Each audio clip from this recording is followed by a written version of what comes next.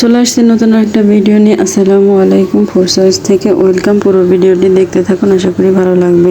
সামুদ্রিক চিংড়ি দিয়ে এভাবে যদি ঝাল ঝাল করে পেঁয়াজ বানানো যায় তাহলে খেতে কিন্তু অসম্ভব মজা লাগে।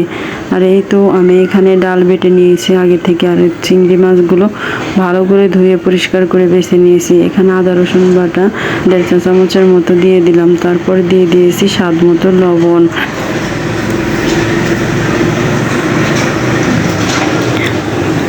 এভাবে আস্তে আস্তে আমি সবগুলো দিয়ে দিব, উপকরণগুলো দিয়ে দিব।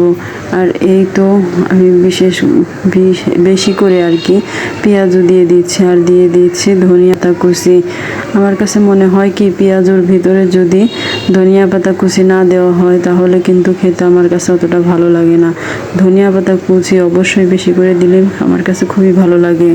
সঙ্গে দিয়ে দিলাম গোল গোল করে কাঁচামরিচ কেটে নিয়েছি, সেই কাঁচামরিচগুলো। আর ভিডিও যদি ভালো লাগে অবশ্যই শেয়ার করে দিবেন, আর সাবস্ক্রাইব করবেন প্লিজ।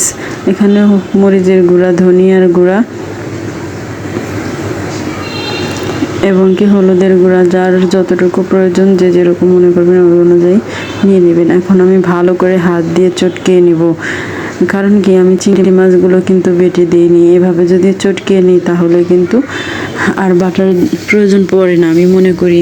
আর এই তো আমি ভালো করে বেশ কিছু টাইম নিয়ে কিন্তু আমি মিশিয়ে নেব। অবশ্যই লবণটা কিন্তু বুঝে শুনে নিতে হবে। আগে থেকে অন্য পাশের চুলায় আমি তেল গরম করতে দিয়ে দিয়েছি। আমার মনে হয় কি এই বড়া, অনেকে বড়া বলতে পারেন বা পেঁয়াজও বলতে পারেন। আমি কিন্তু এই জিনিসগুলো যদি কড়াইতে ডুবো তেলে ভাজা যায় তাহলে খেতে কিন্তু বেশ ভালো লাগে। আমি এর জন্য কড়াইতে নিয়ে নিয়েছি। এখন এক এক করে দিয়ে দিব। তবে এখানে কিন্তু হাই হিটে ভাজা যাবে না। হাই হিটে ভাজলে পরে দেখা যাবে কি বাহিরে তাড়াতাড়ি হয়ে গেছে আর ভিতরটা কাঁচা রয়ে গেছে। এই পর্যায়ে আমি কিন্তু এখন উল্টিয়ে দিব। আমার এক পাশ কিন্তু খুব সুন্দর হয়ে উঠে গেছে।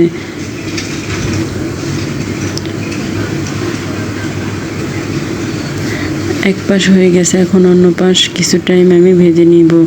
আর এভাবেই কিন্তু আমি সবগুলো পেঁয়াজও ভেজে নিচ্ছি। কার কার কাছে এই পেঁয়াজগুলো খেতে ভালো লাগে, বিশেষ করে গরম ভাত বা সন্ধ্যার নাস্তা হিসেবেও রাখতে পারেন। কিন্তু এরকম পেঁয়াজ কামড়ে কামড়ে কিন্তু চিংড়ি মাছ পড়ে থাকবে। দেখেন সবগুলো আমি ভেজে নিয়েছি মাশাআল্লাহ। যদিও আরও বানিয়েছিলাম, সবাইকে দিয়ে দিয়েছি। আর এইটুকু আমি ফুল ফাইনাল লুকটা দেখানোর জন্য রেখেছি। কেমন হয়েছে অবশ্যই কমেন্টের মাধ্যমে জানাবেন। ভালো থাকবেন, সুস্থ থাকবেন। দেখা হবে পরবর্তী কোনো ভিডিওতে।